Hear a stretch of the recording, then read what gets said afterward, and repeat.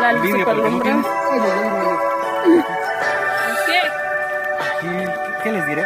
Adán y Kelubay, razo. Que lo vaya por ahí.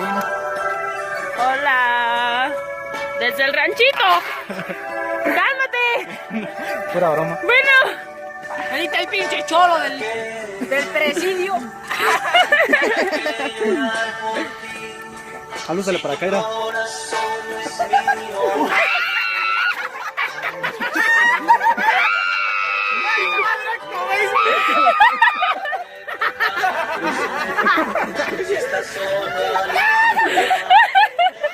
Manda saludos, amiga.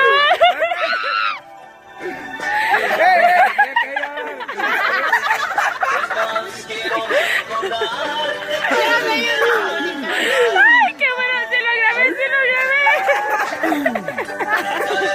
¿Qué me limpio? ¡No! No me alcanza, no me alcanza.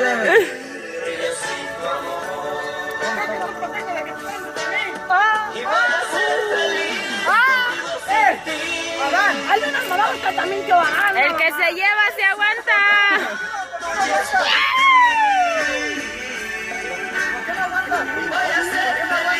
Eso mismo tú te lo buscaste, Adán.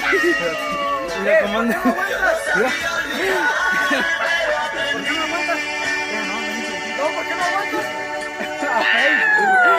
Vamos, Face, hijos.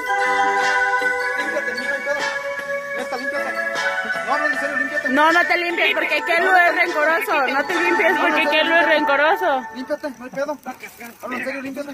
Sí, pero nomás te vas a aguantar ahorita también lo que voy a hacer. No, ya cálmense, niños. Límpiate. No, mejor aquí me voy. Kelu va ahí ya. ¿Para qué me tumba? Usted tumbó solo. Kelu, tú solo. Adán, tú solito te caíste. Ya puedes abrir, ya no transmitas. Ya mejor limpia, mi hermano.